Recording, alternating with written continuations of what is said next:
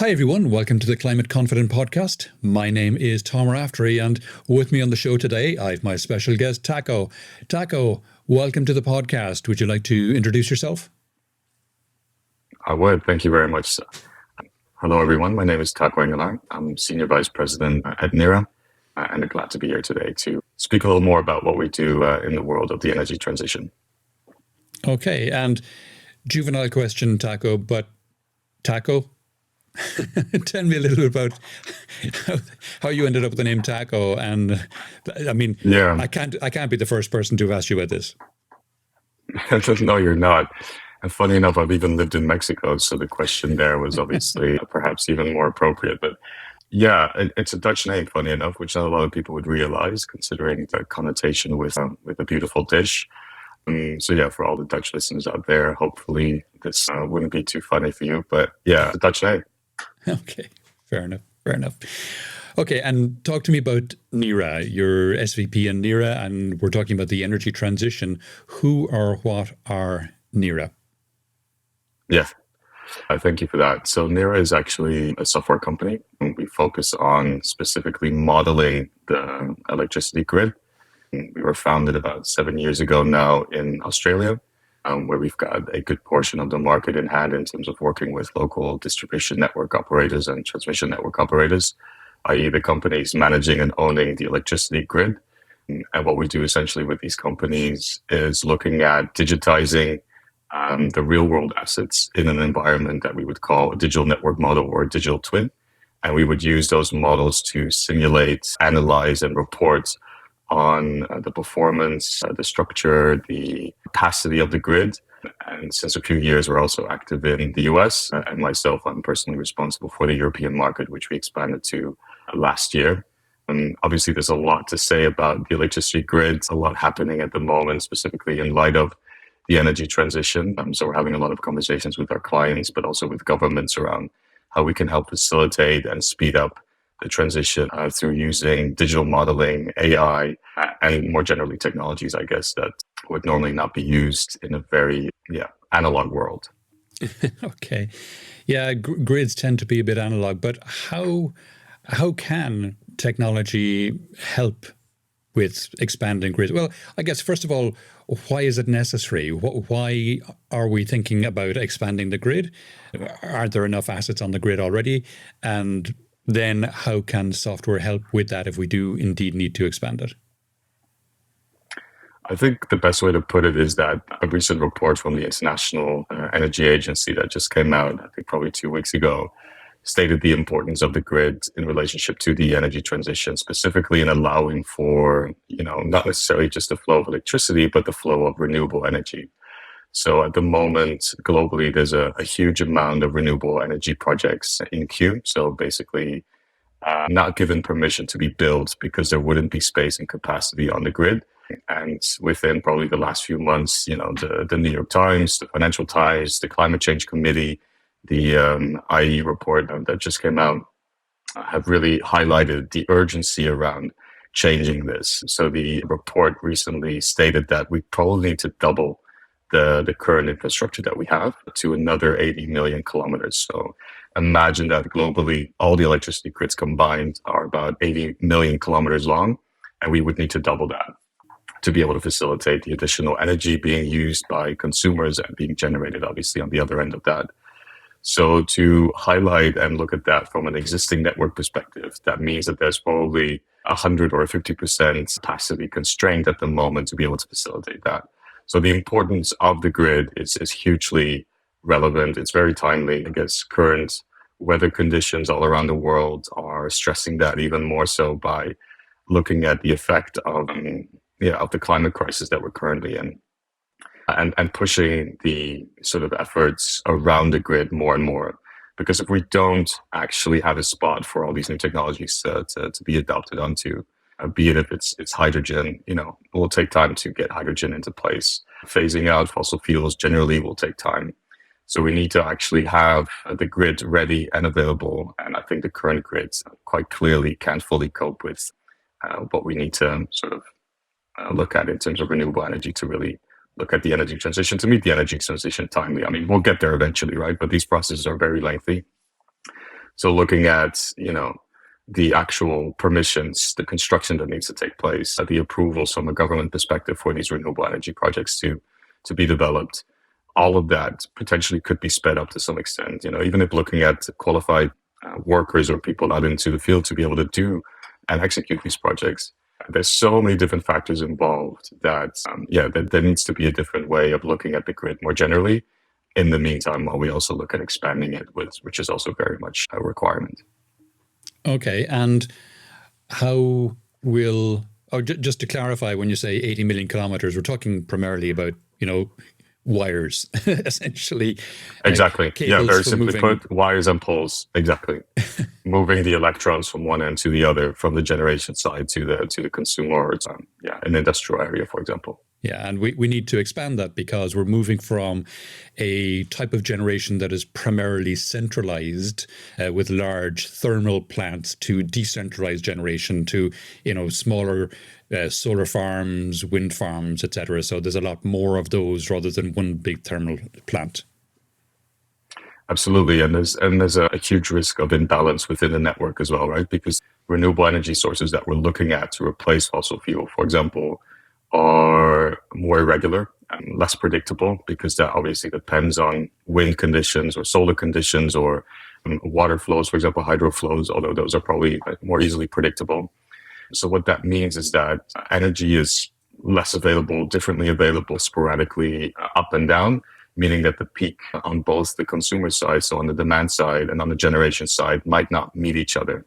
And that means that obviously there needs to be storage, right? So battery storage, long-term storage, whatever the possibilities are there. There needs to be a focus on the consumer side. So can they actually contribute to the grid in their own micro kind of way, right? In their own microcosmos. So for example, in your neighborhood, is there storage available? Are you contributing back from your car once you've actually charged it, or any electricity that you're not using? Can that come back onto the grid as well? So it's not just the way that we're using electricity and energy, it's also the flow of energy going back and forth rather than just generation and consuming it on between you and me, for example, as consumers.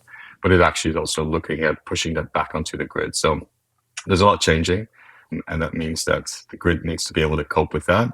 And I think looking at those very simply put wires and poles, there's a lot of unknowns there, right? So across different countries and regions, the infrastructure is aging. There's a lot of unknowns in where certain assets are, what they're made of, and just getting that right is very important to understand what the actual capacity is of a grid or how they would respond in certain different circumstances. Okay, and how is technology helping us there? I think in a few ways. One, for example, what Neara is doing is that we help our clients, which is either government or it's the network operators and owners, understand, first of all, as a baseline, where are your assets, right? And that sounds really silly, but looking at some of the countries that we're dealing with and the networks that we're dealing with, we're looking at hundreds and thousands of kilometers worth of network. And so that's these conductors and the poles that we were referring to. And these were built either post-war or, quite Second World War. Sorry, I have to clarify that one. So these could be quite old networks, and not really understanding where some of these elements are is obviously a very important starting point. So capturing data, and that could be done through several different ways that we can jump into as well. Understanding where those assets are and how they actually relate to the performance, I think is sort of a first step. And then the second step within that digital environment, once you've got an understanding of where those assets are, can you create a digital model where you can start running simulations, engineering grade analysis, understanding the performance and the network capacity, for example, is other ways of being able to do that. Okay. So for me, I guess, sorry, to recap, I would say baseline would be understanding where those assets are, digitizing that environment, and then obviously running simulations, reporting, and understanding how you can do that. And looking at how you would normally do that manually, that's impossible across hundreds of thousands of kilometers, right? That means that people would have to do manual calculations, have to send in hundreds or thousands of people into the field. It's relatively impossible without doing that using technology and AI and the sophisticated engineering models we're currently building and focusing on. Okay, and how are they helping? I mean, it's one thing that a utility company or a government knows where the assets are, but for help in expanding the grid, How how are you helping there? I mean, I can see how knowing where everything is creates a good baseline. But is it for planning purposes? Is it for resiliency purposes? Is it for something else? Where what's the ad? Yeah. Again, a few ways. One is looking at connecting generation sources, for example. So if you want to connect new renewable energy sources to the grid, it's really important to understand the location and the topography because that determines how the flow of energy optimizes. So the better the location, the more efficient the flow of energy and the less obviously loss of energy you have as well. So that could make one difference, for example, understanding where your assets are. The other element I would say is hugely important is the capacity within the network. So the longer the energy has to travel, obviously less efficiency, but also understanding the topography and the nature and the aspects of the assets will tell you exactly how much current, so how much flow or how much electricity can actually run through your network. And I think that's probably hugely important. I think a lot of the companies and clients that we deal with currently are quite conservative because they don't fully understand where those assets are or what these assets are. And that might sound surprising, but they might have an idea. But over the last 50, 60, 70 years, these assets have been replaced. It's not always been recorded accurately. So they might not understand specifically which conductor or which element of the grid is in place in a certain area. And that might prevent you from safely assuming how much energy can actually run through that network. So for governments or for these network operators to understand not only the location, but specifically the type of assets that we're dealing with, we'll tell them in a very informed manner and at a very large scale and at a very detailed level how much electricity could actually flow through these networks. To step back on that a little bit, obviously because of safety reasons and because of precaution, these network operators are quite hesitant to allow for more energy to run through these networks because these networks need to operate safely, obviously. And Sure. running more electricity through these lines means that they warm up. And that could mean that, for example, they become more proximate to surrounding buildings, people, roads, or vegetation, which potentially could cause, for example, wildfires. So they're obviously taking their role as network operator very seriously, and the safety there is hugely important. So what we're trying to help our clients with as well is to safely assume within a digital environment by running different simulations and different scenarios to understand what the behavior is of those assets if you would run more electricity through them, and whether or not you could safely assume that that indeed stays within the parameters of regulation and general safety for the public as well.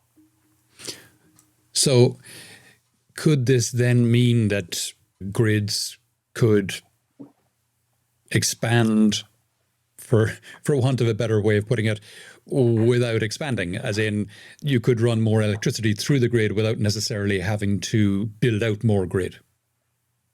Yeah, we definitely think so. And the technology is not only here; it's already been validated as well, and that's why we're quite enthusiastic to obviously share this story on this platform as well. We've done two major sort of undertakings in this place. One in Australia with one of our clients called Essential Energy, large DNO covering about 160,000 kilometers worth of network. I think if I remember correctly, 1.1 million connected customers. And we've had a full digital representation of their network for other purposes. But what we're actually doing with them is also looking at to what temperature or what flow or what electricity could you actually increase without, going over any sort of safety restrictions and clearance restrictions that are set for these networks. And we were able to actually identify that they could increase the temperature on the line with about 15 degrees Celsius. So without going into too much technical detail, the rating of a line refers to the temperature of the line. In this case, they were running, and a lot of these network operators will stick to this parameter of around 50 degrees Celsius. Because if it heats up more, that means that the cables start moving and sagging. So that means that they, like I mentioned before, come closer to either vegetation or buildings and become potentially a hazard for the environment. So what we were able to actually say is that even increasing the temperatures and increasing the electricity flows through the existing network, you would still be within the bounds of the save. And by increasing the line temperature to 65 degrees, we were actually able to say that they could double their network capacity. So Funny enough, this does not work linearly. So it's not like you go Okay. from 50 degrees to 100 degrees and that's doubling your network capacity. So by actually increasing the temperature just slightly, you can already run a lot more electricity through the network, because obviously there's environmental factors we can model as well, right? Which is sort of wind conditions, for example, ambient temperature, et cetera, et cetera. So keeping that in mind, doubling your network capacity is obviously hugely impactful. Thinking of what we just spoke about in terms of the IEA report, doubling the network another 80 million kilometers, the amount of money that would cost, but also the time and investment generally that it would require. Looking at, and obviously this is only one example with one client, doubling the network capacity without any additional investment, we think that the impact across the globe can be quite big in that sense. And we've repeated this with a different setting, I would say. So we work with an engineering company in the US called Impact. They had a lot of data related to the grid in Texas. And so we looked at Texas as a state. And what we were able to, again, in a very similar fashion, we're able to say, although be it on a different continent and a different setting, we were able to say that they could probably double their network capacity as well for probably about 95% of the existing network. So we would obviously be keen to, test the parameters further in this element. And there's a lot of policies that might need to be changed because regulation perhaps needs to be adapted as well. And there's a lot of elements that we need to look at. But essentially, this allows for immediate opening up and acceleration of more renewable energy onto the grid. In the UK alone, we're looking at about 200 projects and about 600 gigawatts worth of renewable energy being in queue at the moment. And the waiting times for these projects to be developed or being allowed onto the grid can run into 15 years. Now, thinking that we've got 2030 net zero requirements and goals in place, obviously the current strategy will not allow us to actually meet those targets. So I think one of the strategies that we need to adopt as well is looking into the existing grids, the latent capacity that's there, and how do we then adopt and accelerate the flow of renewable energy and these projects that can actually already be connected currently and as we speak without additional investment. So yeah, those are sort of the additional angles we've been looking at as Neara as well. And so I'm guessing this is why, I mean, you mentioned you've been operating in Australia and the US. You're now expanding into Europe, and this is why you're now heading up the European arm. Is that a fair assessment? Yeah, not necessarily on the back of this case. I mean, we're covering things like resilience, for example, as well. Obviously, changing weather conditions will require a stronger and more resilient network just as much. People still like the lights and the heating on at night, so we need to make sure that the network is able to cope with these new weather conditions. And there's a lot of demand for our platform currently to cover, the not just network capacity but resilience as well. So from that perspective, we're currently focusing on the European market. And interestingly, there's a lot of digitalization efforts happening in the European Union generally. So there's I guess, a region-wide initiative focusing on national grids, specifically around the topic of speeding up the energy transition, but also looking at more, I guess, geo challenges when it comes to changing away from Russian gas, for example. So there's a lot of pressure on the European electricity grid in that sense.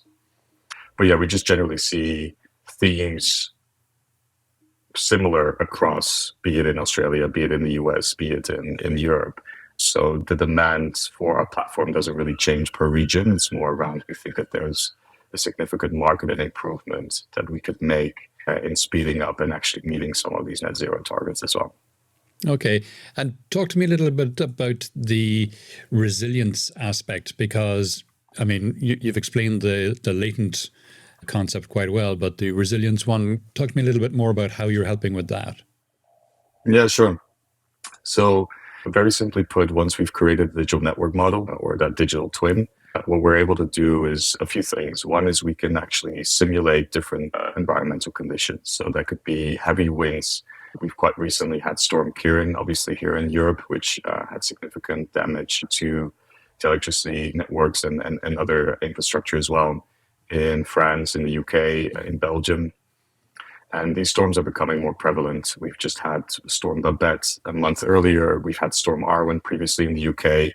leaving thousands of people potentially without, electricity because of forced outages and then the conditions that these severe weather instances create.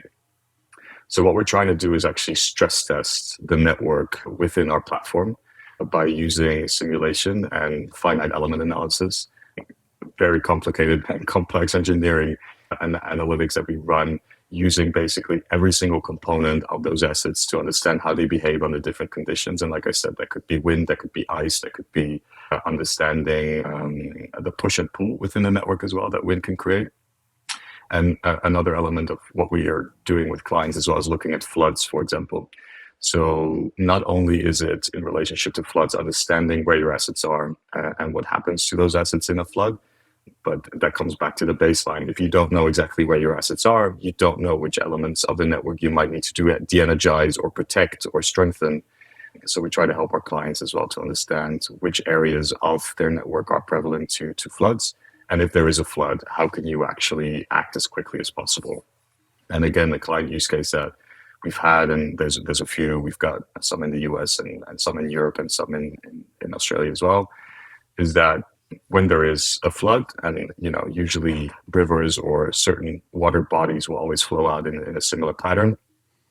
How do you behave? What normally happens on the network operator side is that they de-energize the network because it's quite dangerous for obviously the conductors to get in touch with the water. So that means that immediately an entire region could be without energy. But by modeling the flood or by having actual live weather data, for example, where the flood is taking place, we could actually very accurately indicate, okay, these parts of the network need to be de-energized on a very safe environment without sending people into the field because you have that all in a digital model. And then also when the water does subside, you could actually say very quickly, okay, now we can reconnect these customers in these areas as well.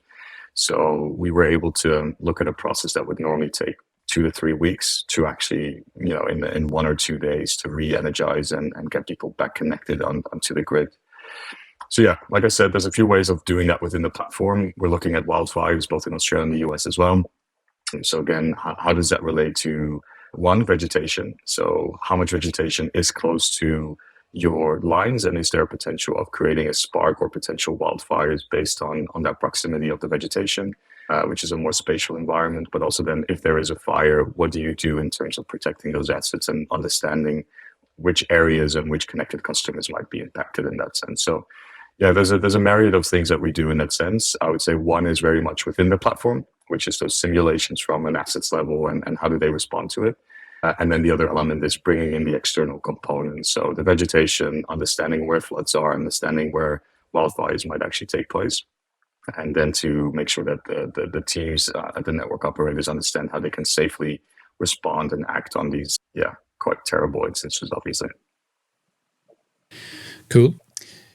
We're seeing a huge uptick in interest in and announcements around the likes of AI at the moment. Is that having any impact on you guys as well?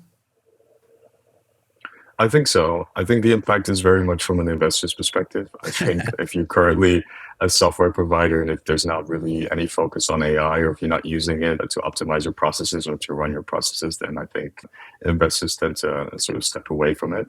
But I think what AI is allowing us to do is obviously automate and facilitate certain processes that otherwise would have to be done manually and would be very time consuming. And in this case, we could do it probably more accurately and at a great speed. So AI is helping us, one, to run simulations and analytics, but also in a much more basic level to build the network models, so to build the digital twins. Again, dealing with hundreds and thousands of kilometers worth of network for some of our clients. That means that the process has to be speedy. Otherwise, we're just, a huge team manually putting a digital twin together, which is impossible. So we're using different data sources to automate that, marry those different data sources, and then based on that information, run our algorithms to actually fully automate it, run the digital network models and to create these digital network models as well. So for us, it's hugely beneficial, and mostly to make our lives easier and to actually get the insights that our clients require much faster without taking a year or two to actually build these digital network models. Okay. You've given one or two customer examples or client examples. Are there any more that you want to highlight? Any big success stories that you want to talk about? good question. I think one that I'm extremely excited about currently is more on the government side. So we're looking to test this first within Australia, where we've got about 75% of the actual grid modeled on Neara. And when I say 75%, I mean in the actual length of kilometers. And for the state of New South Wales, this is actually 99%. And we're currently looking at a government level how to optimize the deployment of renewable energy zones, for example. And that obviously looks into not only the location of building and setting up these assets, but also what does that actually mean in terms of the capacity generally for the rest of the network? How do you optimize the flow between generation, demand, and consumer? So we're trying to become more integrated rather than just focusing on those poles and wires, as you refer to, perhaps. So yeah, for me, that's really exciting. That's something that's currently in the make, and hopefully we'll be able to report on that very soon. Specifically because, again, I think a very relevant use case if we could test that in a smaller environment in Australia and then scale that up to national levels, be it in the EU, in the UK, or, for example, in the US or other areas of interest. Okay. And where to next? What do you see, happening for you guys in the next 3, 4, 5, 10 years? Let's go to 2030 anyway. Yeah. Okay. Well, this would be my sort of ideal world, right? I think what we see a lot is fantastic technology out there, a lot of desire to move very quickly. I think the ability to integrate these different technologies and to have them speak with each other, if you will, and to have the right sort of mindset and policy in place to be able to actually really generate value out of it, I think would be very exciting. One of the examples I just mentioned is that we are looking to integrate whole of network. So that means understanding the demand side, i.e. on the consumer side, understanding the generation side, and understanding what happens in the middle in the transportation side, i.e. the sort of the movement of the electrons. And I think if you can start predicting how that happens on both sides, I think the flow of energy would be far more efficient, far easier. And unfortunately, at the moment, it's quite difficult to marry, for example, the mechanical and engineering components, i.e. the structural elements of the assets, with, for example, the electricity flow combined with the behavior and the flexibility that it might require. So combining and marrying all those different elements will require a lot of work and a lot of smart people, unlike myself, and to actually start working on that. So I would see probably in a few years from now, we'll be able to work with partners in the field or have developed that ourselves to be able to see the full spectrum and the whole of network approach, as some people might refer to. I mean, really optimizing the flow of electricity and, accelerating that energy transition, as I mentioned before. Okay. I think from my perspective, one of the big challenges that people always put forward about renewables is the fact that sun isn't always shining, wind isn't always blowing, but that's patently false because the sun is always shining. It doesn't turn off at nighttime. It's shining somewhere else. And the wind is always blowing, just not always where you are at any point in time, but the wind is always blowing. So to my mind, I think one way we can get over that is to have larger, more interconnected grids. So yes, the sun is shining now in Morocco, for example, and I'm in the UK. Well, I'm not, I'm in Spain, but just hypothetically speaking, can we move those electrons from Morocco to the UK? I mean, obviously we can if we have a big cable. And in fact, there is a project happening right now to do that, to build a 2 gigawatt solar plant in Morocco and have have 2 large cables transporting that electricity to the UK. So larger, more interconnected grids, to my mind, are one way that we help with the energy transition. And the second way is the kind of smart grid dream that everyone has been talking about for the last 20 years, where you have supply talking to demand and demand talking or listening to supply and modifying behavior automatically in response to whether there is supply or not. And, one tangible example that I can think of, because I come from a data center background, is data centers, for example, have generation, they have batteries, They have large grid connections, so they very easily could modify their behavior in response to demand signals. So if there is an uptick in demand on the grid, they could go off grid and just run from their generators or their batteries, either briefly or for some time. And you can scale that out to, at the consumer level, people with EVs or people with, electric immersion water heaters, or, I mean, those, to my mind, those are batteries, as are fridge freezers, et cetera, et cetera, et cetera. So Absolutely. all of Yeah. these devices, were they smart, which they're not today, but were they smart and listened to signals from the grid, could modify their behavior and even be paid for doing so, paid for reducing their demand at times of peak demand, etc. Is that a pipe dream, or are those kind of things No, ever I likely think to I think happen? it's I think it refers back to some of what I said, at least around marrying the demand and the generation side and whatever happens in the grid in between, right? Be it a microgrid, be it your fridge, be it battery storage in that sense. But to marry all these up is going to be a massive undertaking, a massive challenge. But yeah, one can definitely dream.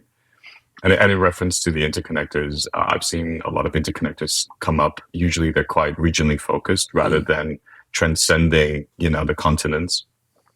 Unfortunately, we're also in an environment of increased geopolitical tension where it becomes probably even more challenging to actually trust each other to, build on each other's networks. I would love to see that. And I think, for example, a project like Sun Cable in Australia connecting into Asia, for example, I think would be a really good test. And I think we should definitely push on realizing that. And hopefully that would build trust in other places in the world as well, be it between, Africa and Europe in that sense, or be it between Europe and Africa and the US. But yeah, I would love to see some of those interconnecting projects actually scale up, because at the moment they're relatively small. They're also hugely complex. Obviously, a lot of them are subsea level, so they actually have to do a lot of construction work, which is hugely complex. And then even just the flow of the different electricity networks between the countries and continents will require a lot more, I guess, engineering expertise as well. But yeah, no, I'm fully in agreement with you that these are very exciting developments. It's around policy, one, I think, allowing for these things to happen. A little bit of hopeful dreaming around geopolitical tensions reducing in the world. And I think obviously finding the right skilled people as well and the investment behind it. So it needs to be economically viable. And we need to have the people to be able to execute that. I think within now in 10 or 20 years, we should be able to really make strong moves. But in the interim, I think there's probably a few steps that we can make closer to home within our own sort of electricity networks and the latent capacity that we're dealing with. But yeah, I'm dreaming along with you for sure. Okay. And for listeners who might not be aware, the Sun Cable project you referred to is a project to build out, if I remember the numbers correctly, it's enormous, to build out a 22 gigawatt solar farm in the Northern Territories in Australia. Now, just to give some context for people who might not be aware, the typical output of a nuclear power plant is about 1 gigawatt. This is a 22 gigawatt solar farm, unprecedented in its size, backed up, if I remember correctly, by a 42 gigawatt hour battery bank. So again, off the scale in terms, or off the charts in terms of the scale of the size of the project.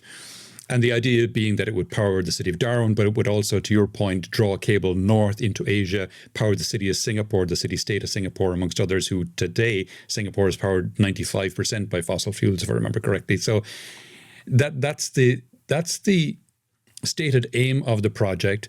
And how is that progressing right now? Because I haven't heard any news about the project for a while, but it's an extremely exciting project, really ambitious. Yeah, I'm not fully across the latest, but I think at some stage it was sort of off the books, but now it's back on. So obviously the Australian government, I'm not Australian myself, but obviously through my colleagues in our head office, I'm I guess, relatively connected in terms of what's happening in the energy transition there. I think they're obviously looking at either feasibility. Can it actually be built? Can it actually be done in an economically viable way? And does it make sense for us to do it? Or can we do other stuff as well that makes more sense? So I think it's back on the table. I hope it is. I think it's a fantastic project, as Yeah. you say, completely off the chart, but I would love to see something like that actually happen to create probably more trust in other regions being connected through projects like this, and just to get 22 gigawatts worth of solar in a country alone from one project is just mind blowing. I think the largest that we're currently looking at, which is in Abu Dhabi, is about 2 gigawatts, and they're looking at probably 3 or 4 by adding different sort of solar farms into that. But going from 2 gigawatts is the largest globally to 22 gigawatts in one place is yeah, quite a big leap, and looking forward to that for sure. Yeah, amazing, amazing. Cool. We're coming towards the end of the podcast now, Taco. Is there any question I haven't asked that you wish I had, or any aspect of this we haven't touched on that you think it's important for people to think about? I don't think so, actually. Not really. Fantastic. Great. Well done, Tom. Great. Superb. So, Taco, if people would like to know more about yourself or any of the things we discussed in the podcast today, where would you have me direct them? Yeah, I'm happy to share my LinkedIn profile, for example. I think one of the elements that if people were to reach out directly is via email or via LinkedIn. So my name, I guess, can be shared on the back of this podcast, and our website as well, obviously. So that's neara.com, Neara.com. So those Perfect. are probably the two best ways. And I'll share my LinkedIn profile as well, so people can get in touch directly. Superb. Superb. Great. Taco, that's been really interesting. Thanks a million for coming on the podcast today. Thank you for the great questions.